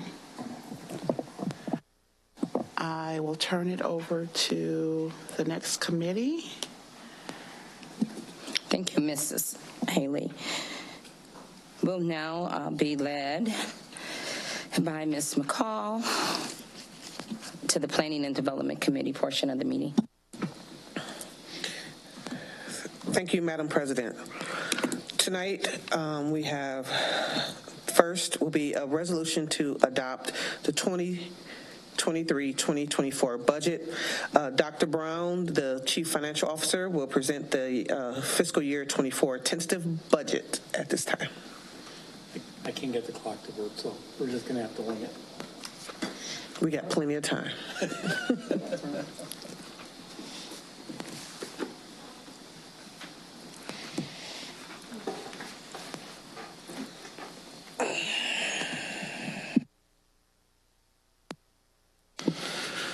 Okay, well, the first item is the budget, and you've got quite a packet there to look at. We've included a number of things that we hope will help review the budget. The big one that we've got included in there, kind of the big 6-page document, which I'm not going to pull out, is what we're calling the budget narrative. And hopefully this was helpful to read along when you're kind of looking at the numbers to maybe make some more sense of it. So not going to go through that in a lot of detail, but we'll talk more about the numbers at kind of a higher level here. So really just want to focus in, and I know there's a lot of numbers on the page here, but it's still a lot easier to read this than it is to read the the big budget document. So we'll just start with the revenues quickly. On the revenue side of things, you'll see that we have, 3 big categories of money. So we get money from local sources, we get them from state sources, and then we also get them from federal sources. The biggest chunk of the local revenue that we get is obviously the property tax revenue, and so that's what everybody pays in on their property tax bills, and we levy for that on an annual basis. The next big significant source there is the corporate personal property replacement tax. One thing to note on this one that you'll see when we start looking at the budget is we are going to have a significant decrease we're anticipating we'll have a significant decrease in the corporate personal property replacement tax this year. Some of you that were on the board previously heard us talk about the over-distribution of corporate personal property replacement tax 7 or 8 years ago when a mistake was made. They gave out too much money to school districts, and then they ended up having to get it back in a subsequent year. Well, history repeated itself. So they did it again this year. They over-distributed too much on corporate personal property replacement tax. We got a significant amount of money on that this year. We got, roughly, $75 million of corporate personal property replacement tax in the fiscal year that just ended in June, and they're going to end up getting some of that back this year. So you'll see a much lower number in there, $45 million. So there was a significant decrease on what we're expecting to receive next year. So that's one of the big ones too. And then the other big one in the local is what we receive off of, investing dollars that come in from tax receipts that we don't need right away. And that's projected to be around $12 million. The state funding, big categories there are what you see as EBF. That's the evidence-based funding that we get from the state. The biggest portion of that is what they call the base funding minimum, and that's the amount we received in the previous year carried forward to the next fiscal year. So last year, with all the different categories and what we call the base minimum funding, and then the tier funding last year was $177 million plus or minus. So we're automatically going to get that this year. And then in addition to that, we stayed in tier 1, or we think we're going to. They haven't released the numbers yet. Tier 1 is the category of the school districts that are the least local property tax rich, and so we fall in that category. So we qualify to receive what they call tier funding, which this year we're projecting it to be about $7.3 million of tier funding. So then next year, in fiscal year 25, the base funding minimum will actually be the $176 million plus the $7.3 million that we get this year, which will carry forward to the next year. So those are the big sources there. You can see the other big sources are transportation reimbursements. Those come in arrears from the state. So the amount of money that we're going to get in fiscal year 24 is actually from what our actual expenses were in fiscal year 23. They don't fund this at 100%. They prorate it. Roughly 80% is about what we expect to get based on qualifying rights. And then we have some large early childhood grants as well. When you look at the federal sources of revenue, obviously the biggest bucket of all is the ESSER funding down there. That's all the COVID relief money that we will still have coming in the next fiscal year. That's primarily from the last pot of money, which is the ARP ESSER. That's primarily supporting the Article 42 that Matt was talking about, where we're going to extend the school day next year at the elementary level, and then also a lot for the air quality improvements that we're working on in the buildings. And then you can see from title grants, we receive a pretty significant amount of money. And then we also get a large reimbursement for the school lunch and breakfast programs. We are a community eligible provision school district, which means that all of our students can get free breakfast and lunch, and so we're reimbursed from the federal government based on that kind of a program. On the expense side of things, if we go to the next page, you can see that the way the State Board of Education actually breaks this out is they break it out into just some large categories. The detail is in the budget form, the big 37-pager that was attached, but in a nutshell, our big expenses are salary and benefits for staff. We are a big service organization, and that's where the vast majority of our money goes. You can see that we pay salaries out of 4 of the different funds: the Ed Fund, the O&M Fund, and that's our maintenance staff, transportation fund for bus drivers and aides, and then life safety is where we pay for some of Mike Phillips' team with architects and engineers. Purchase services, pretty significant amount of money there, $94 million there. The kinds of things that you see in the purchase services are payments to the charter schools that we make, software purchases and license, payments for contracted special education services are in there, outside transportation costs for like Sunrise, Ever Driven, and then the first student contract that's coming up, our contract cleaning costs, maintenance contracts, utility costs, outside security costs. That's the only thing that we might have to make a slight revision on. You saw tonight the contract come through for the SROs. That came in higher than what we had budgeted when we had finished this.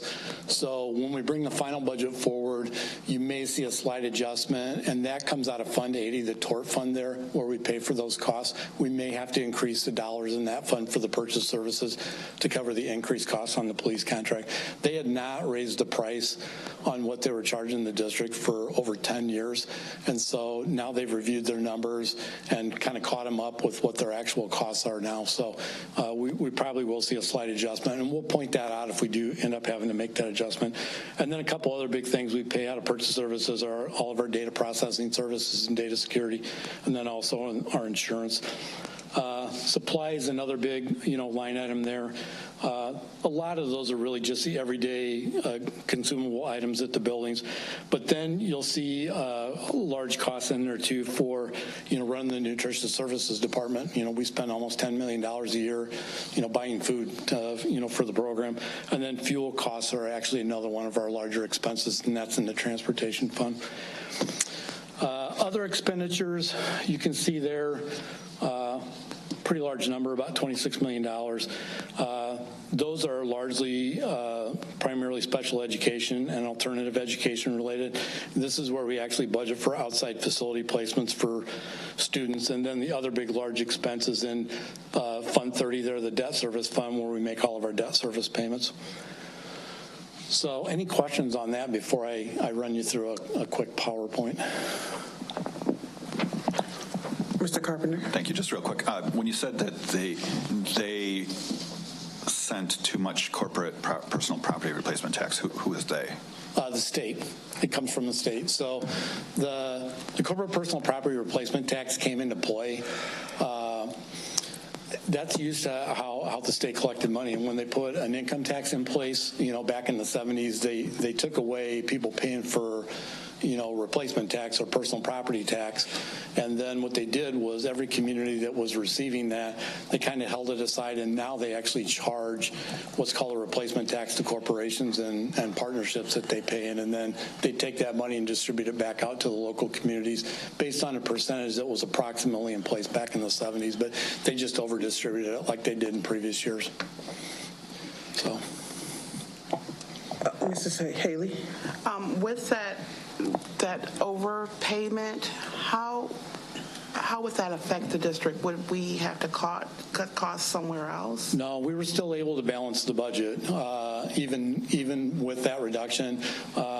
We never anticipated receiving money that was that high, to be perfectly honest with you. In the prior year budget, we only had around $40 million budgeted anyway.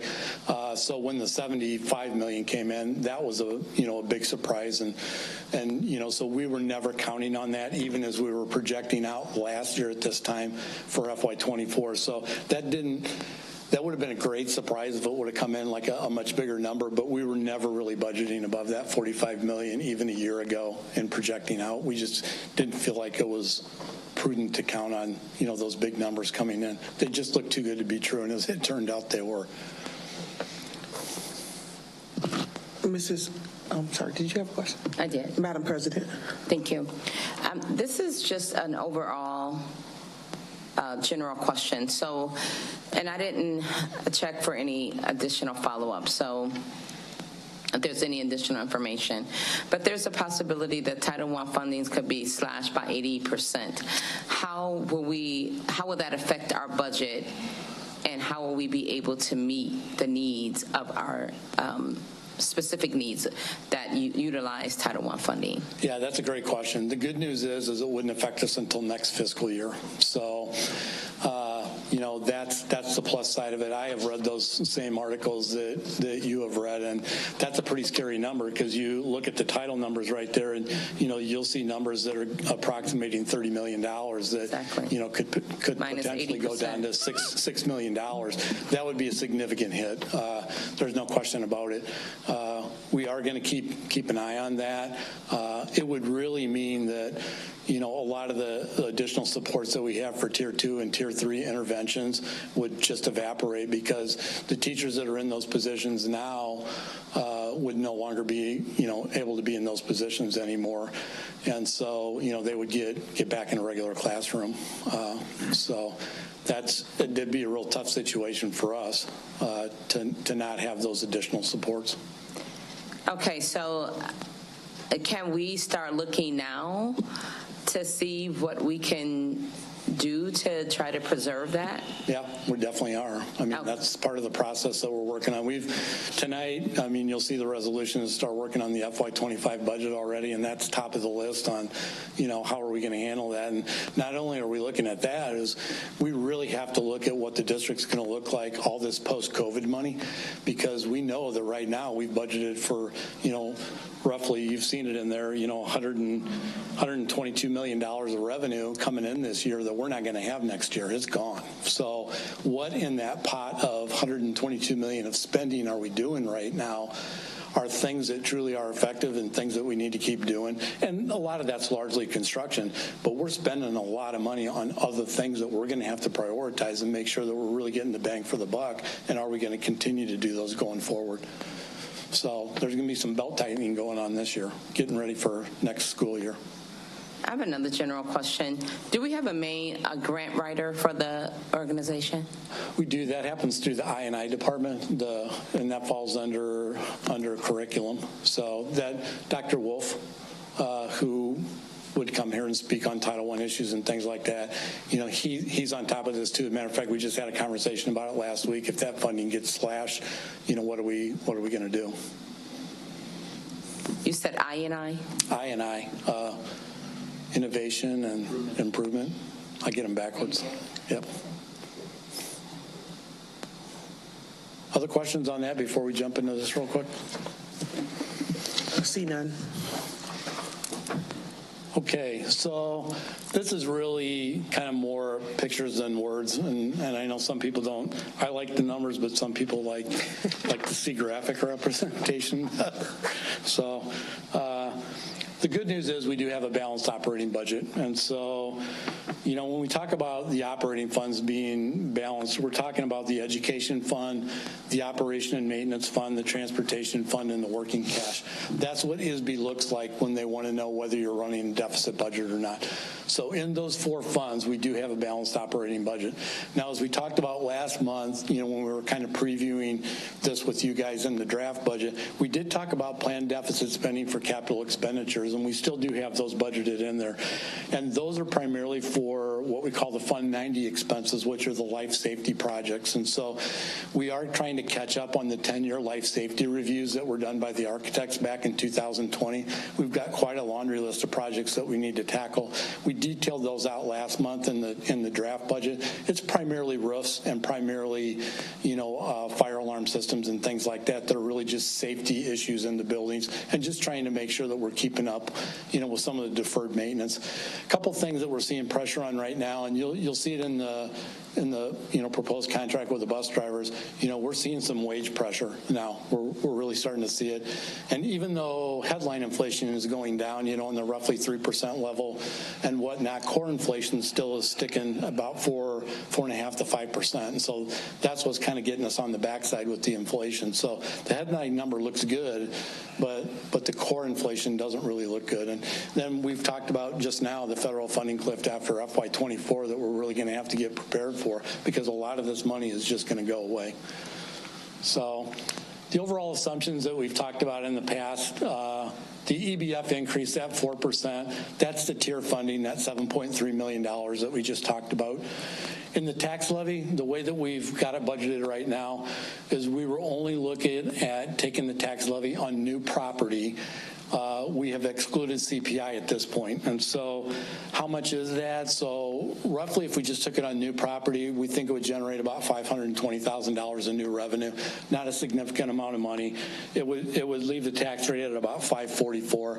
The tax rate this year came in at 576, so we'd still see a significant decrease in the tax rate. If we did take CPI and we took the new property, it would generate about $7.6 million, and the tax rate would be at 5.68, roughly in there, still less than it is today, even if we took CPI and we took it on the new property. We're not going to talk about the levy until November, December, and January, or November, December, October, November, December. And so we'll go into it more there, but just so you know, the baseline assumption right now is that we've only included new property in the tax levy. And so the CPPRT we talked about already, the declines due to the economic conditions. So the evidence-based funding, we talked a little bit about this. You can see the $177 million that we got in the second bar over for 2023. We're estimating that we'll be at that 184 this year. So, the increases that we're getting for evidence-based funding are coming down a little bit, but the state still has funded that at $350 million statewide for the coming year. That's just a breakout of what the tier funding is and the base minimum funding that we talked about. And then the property tax levy, we just talked briefly about that. So new property but no CPI. Last year, we didn't take any increase on the new property or the CPI. So that's kind of the baseline that we were operating on. This year, we've at least plugged in the budget to do it on new property, but not CPI. So you guys will have a decision to make on that as we move forward. This is just a note on how the money comes into the school district. Just like you pay your tax bill at different times of the year, that's when we actually receive the money.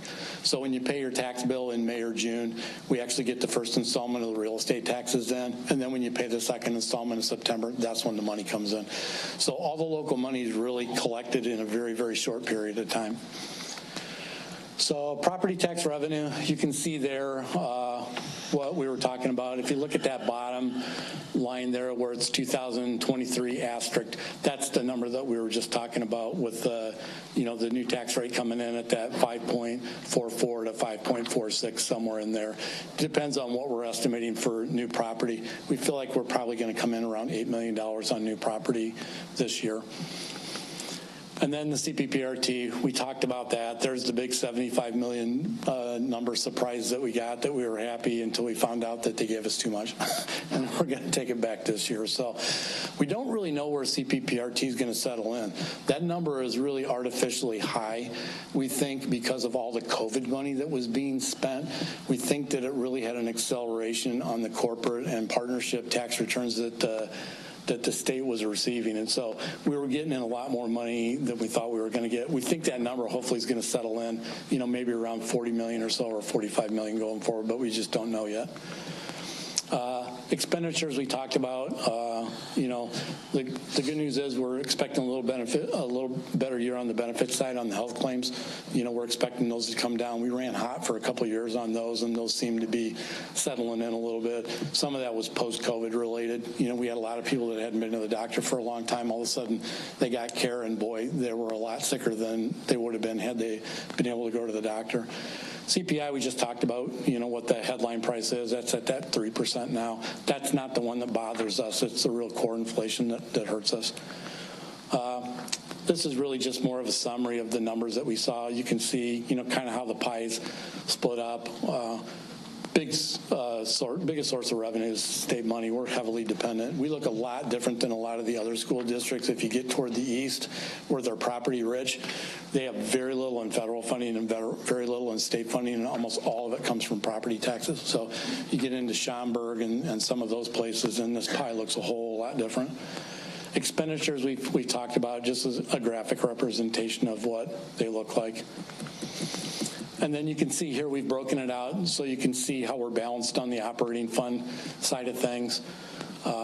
And then you can see here where we do plan on doing deficit spending. It's really down in the bottom there where we have all the large capital projects that we're going to be working on. So I had to get some numbers back in there. They couldn't all be pictured. So that's it. Anybody have any questions? Mrs. Haley? I just have, just to back up a little bit, when you talk about the property tax revenue, and you said that's only on new construction? That's all we've budgeted to take now, would be a property tax increase on the new construction. We have the ability to take a property tax increase up to CPI on existing property as well, but the board has not done that in about 11 years. Okay.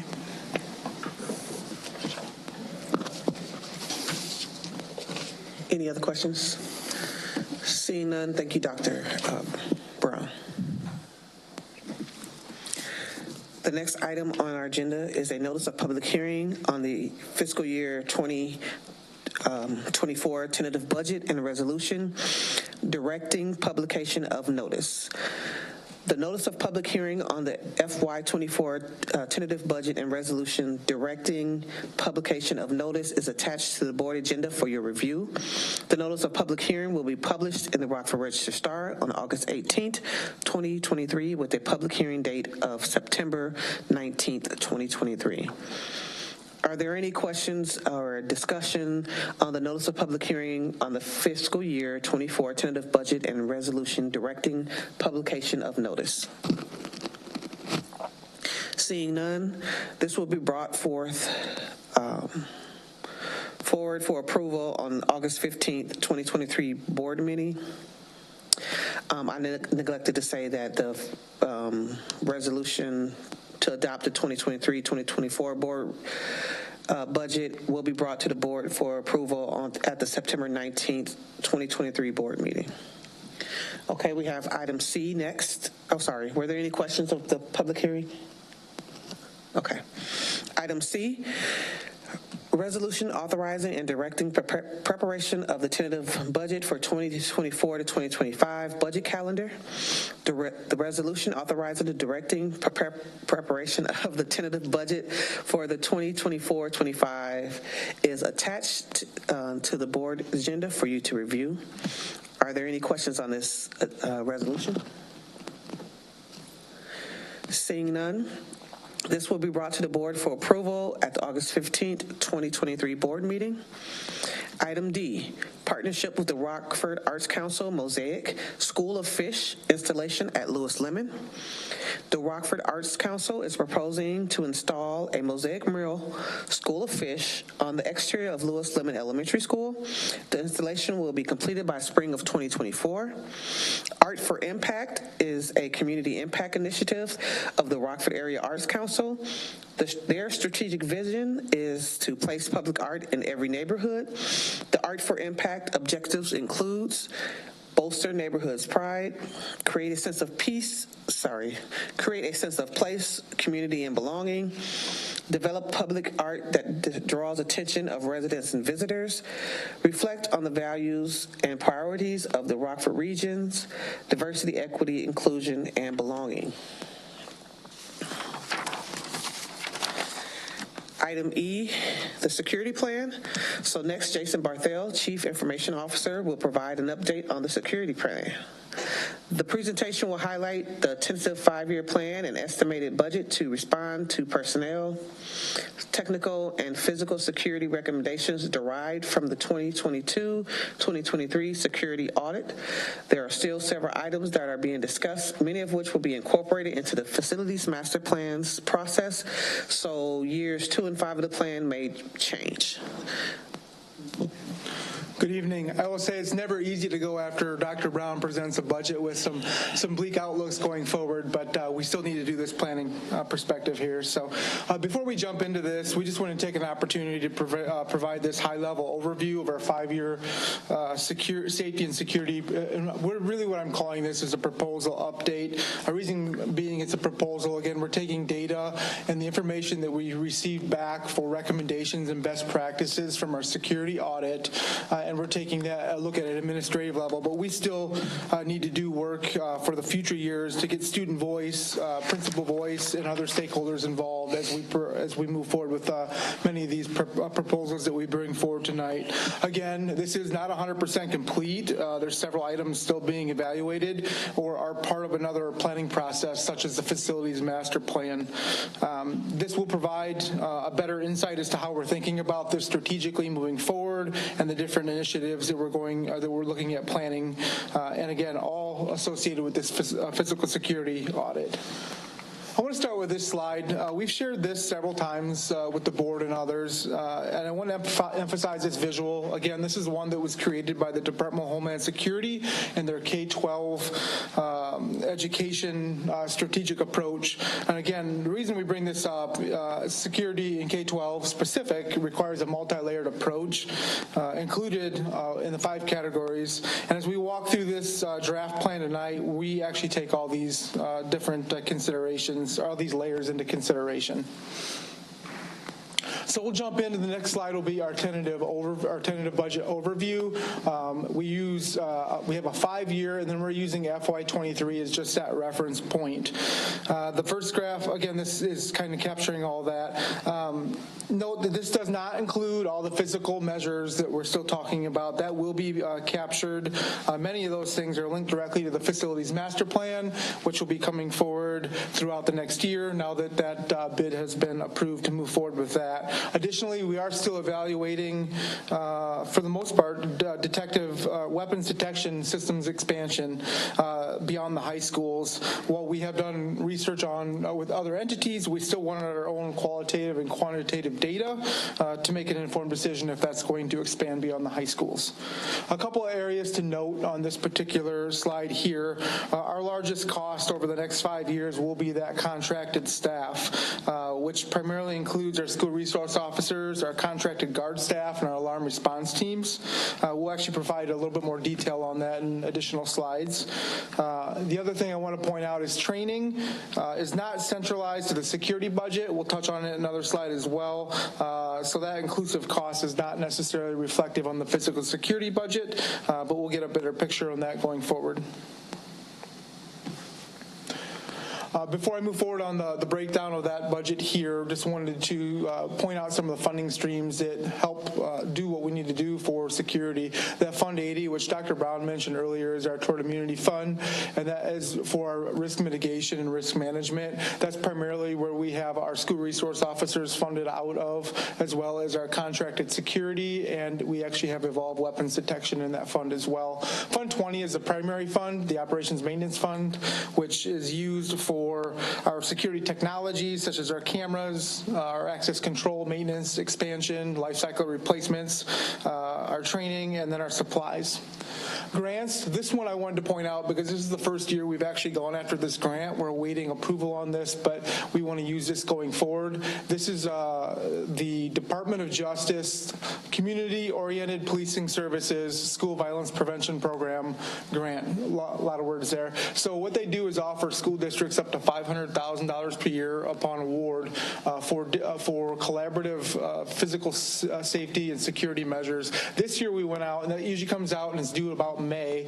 We actually did apply for this grant and are awaiting response back to replace badge readers and access control across the district to update those and make it a little bit more smooth, and also in collaboration with any response that we might need and for any type of law enforcement response to our buildings to make that easier transition as we move forward. We did get some great information when we had an after-action review with the Rockford Police Department after our swatting incident at East, and that gave us some good insight, like this is something we need to address. So that was about a $392,000 ask this year, and we're waiting for a response, which we're hoping for around October. So this is the security technologies piece of the plan that we have here. Just want to point out the weapons detection on here is just based currently on what we have deployed in our high schools. One thing we need to focus on is our alarm system standardization and replacement in our buildings. Several of our alarm systems have been in the buildings in upwards of 10 to 15 years, so they're reaching end of life. So we've devised a plan to budget that out over the next 4 to 5 years to replace those. Additionally, not only with the camera and access control expansion, as you see, that's relatively flat for the cameras and access control year over year. We are reaching and wrapping up on life cycle replacement in our high schools and wrapping up expansion primarily in our elementaries that we hadn't had cameras in the buildings before. Obviously, we have RVC Career Education Center that's coming on board, so there'll be some additional expense to add security cameras and access control to that facility.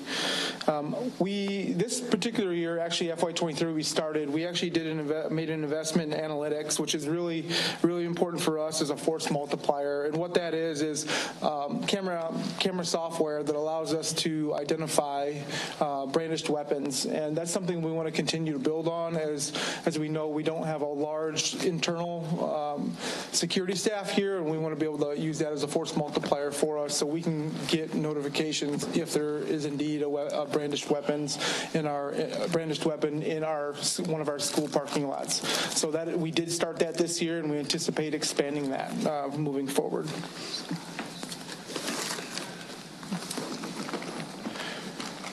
This is really focused on the organizational structure and staffing, which was a big focus with the security audit on recommendations. And just want to currently point out that our security services team is literally just Fred Deal with outsourced help from school resource officers and the contracted guard staff, as well as our alarm response.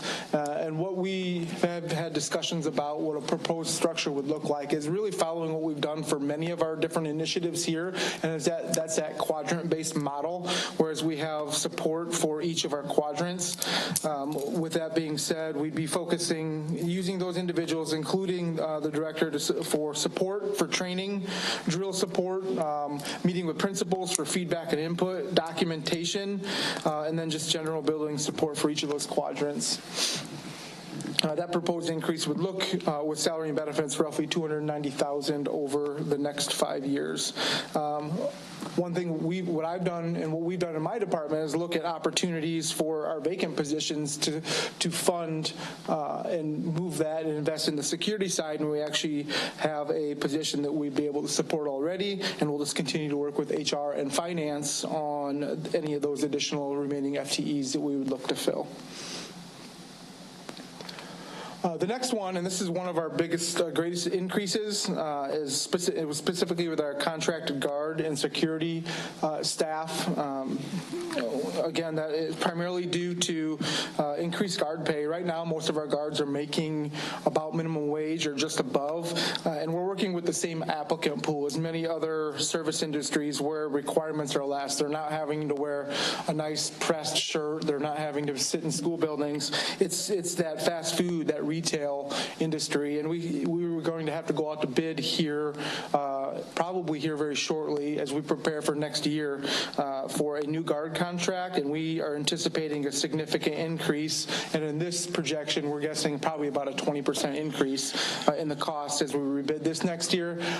We don't have the exact numbers of what that'll look like yet, but in order to have to make sure that we have a competitive wage on what other security firms are paying their guards, and as well as trying to get out of that applicant pool that I just mentioned, we're going to have to look at potentially increasing that.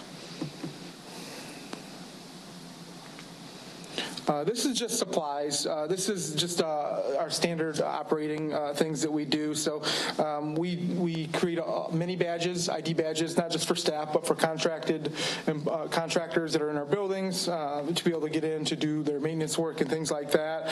We provide lanyards. We have badge printers that are located in HR, and we also have printer repair and expendables in this particular category as well. That will stay relatively flat over the next 5 years. We did have a slight jump this year because we did replace the badge printers in the HR department. This one I don't have a particular number on. As I mentioned earlier, the training budget isn't all housed in the security services budget. It's really a collaborative approach. As you saw tonight, CPI, which is an element of that physical security and safety for our students, comes through the DEI department. We work with the schools teams. We've actually come together with the schools teams this year, which is our first year really to dig in deep to take on a more collaborative approach to that safety and security training. They're actually doing a security professional learning this year on here mid-August, which is done in-house with Fred Deal as well as the schools team. But again, that is our baseline year. We are looking across these many budgets so we can identify a big picture that we can share with you going forward. Some are no cost or indirect costs because, again, our in-house staff is doing some of that work. But these are some of the areas of focuses that are listed below. This is not an inclusive list, but gives you an idea of what we're looking at for training going forward. The last piece I want to touch on is our physical measures. Again, we don't, and what I presented here was about $1.8 million over 5 years, but that isn't the full budget. That was primarily focused on what we're doing for exterior doors and monitoring. Exterior doors, there are many other pieces that will be coming together and we'll be discussing as we go through the facilities master plan, which Fred and I are both are excited to join and be on that committee, and that will obviously be a much higher number, more than that 1.8 million, but that'll go through that planning process as that moves forward. And I'll be happy to take any questions. Are there any questions regarding the security plan? Madam President. Yes, thank you. I just have a quick question regarding CPI training, just for clarity. So, in every school, have every staff member have they received CPI training? I would defer to Dr. Reed if that's okay.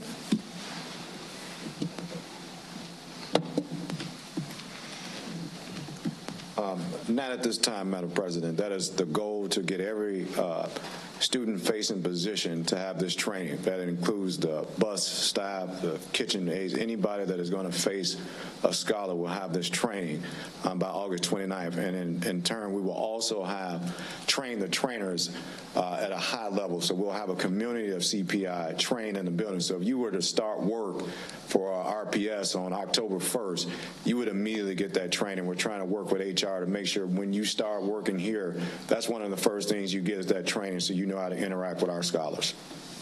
So what is our current percentage, do you by any chance know, that have received CPI training?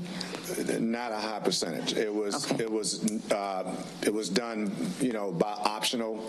In the past, where it was an option to allow it to be done in various places. So in order for us to be, equal to other districts similar to ours, we had to make sure that it was something that was not negotiable. So all staff will get the training. I couldn't tell you the percentage that did it last year was not very clear right there.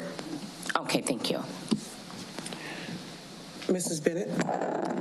I have a question regarding communication. So one of the slide 6 has communication as a area. What would be things included in there? So yeah, I apologize for not being clear on that. That is not the communication that comes through Mr. Dotson's department. These are things like radios, two-way messaging that might give a pop-up on a computer that says lockdown, our network building PAs that are in our buildings, which has been a project that my team's been working on for the past 3 or 4 years, so that we can be able to alert all buildings or just certain buildings with the new PA systems in the buildings, and then also cell repeaters, which is a project that we've been working on for the last several years as well. So anybody with any phone, any cell phone in a building, if they need to call 911, we can do that, because we do have some very dead spots in many of our buildings for that particular piece. So those are all the communication pieces. Okay, thank you. And then one more question. On slide 7, for a proposed structure, you have 3 FTEs for security services coordinator. What's the idea of what that role would be? Again, and we haven't landed on the title quite yet, but that's kind of what we're proposing. So again, right now, Fred Deal is really doing that, working with the training, the drills of the schools, and providing that support, going to every building for principal feedback, input, for documentation, and just that general building support. And it's one person doing that. So we'll be dividing that task in a quadrant-based model, so we can be more efficient and effective in our approach. Okay, thank you. Are there any other questions? Okay, thank you, Mr. Bartell. Thank you. So we will have a preview of our consent items. We will have consent item A is the meeting minutes. B, memorandum of understanding for the AFSCME Local 692, Council 31, paraprofessionals. Memorandum of understanding of the AFSCME Local 1275 for the bus. Memorandum of understanding for AFSCME Local 3210. Madam Vice President, excuse for the interruption. We're in governance. Oh, I'm sorry. Okay, I'm sorry. A Planning and Development Committee. That concludes the report for the Planning and Development Committee. Thank you. Thank you, Ms. McCall. Now I represent on the consent agenda for the Governance Committee. Are there any questions for the governance consent items? A, meeting minutes. Memorandum of Understanding, AFSCME Local 692, Council 31, paraprofessionals. C, Memorandum of Understanding, AFSCME Local 1275 for bus. D, Memorandum of Understanding, AFSCME Local 3210, Council 31, Nutrition Service. E, AFSCME Local 1272, Bus Drivers Collective Bargaining Agreement. And F, Freedom of Information Law. Mr. Carpenter? Thank you. I just think it would be helpful if we could get a overview of the bus drivers collective bargaining agreement. I think that that's an important thing that we should all be, or that the public would like to know about too. Sure. So we, Attorney Hoadley, myself, Dr. Brown, and Mr. Phillips had some negotiations with our bus drivers, came to an agreement, a 3-year agreement. Some of the highlights of the updated agreement with our bus drivers, moving the probationary hourly rate for our probationary bus drivers from $15.76 an hour up to $19. Then moving also our top hourly rate at the very top of our salary scales up to $25 an hour, and then 25 cents an hour per year for the contract increase across. We also then added some longevity pieces to that contract. So we increased the longevity bonus after an individual is with us for 27 years from 10% to 11%. And then we added a longevity bonus, which was not previously in the contract, after 33 years, which would be 12%. Those were the major topics for our negotiations, and we were able to come to agreement on those items.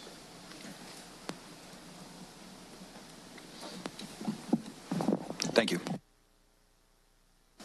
Any other questions? If not, we have no speakers for this evening. If there are no further comments or agenda recommendations by the board, I'll take a motion and a second to adjourn. Motion. So moved. Second. You're dismissed. Thank you. Have a good evening.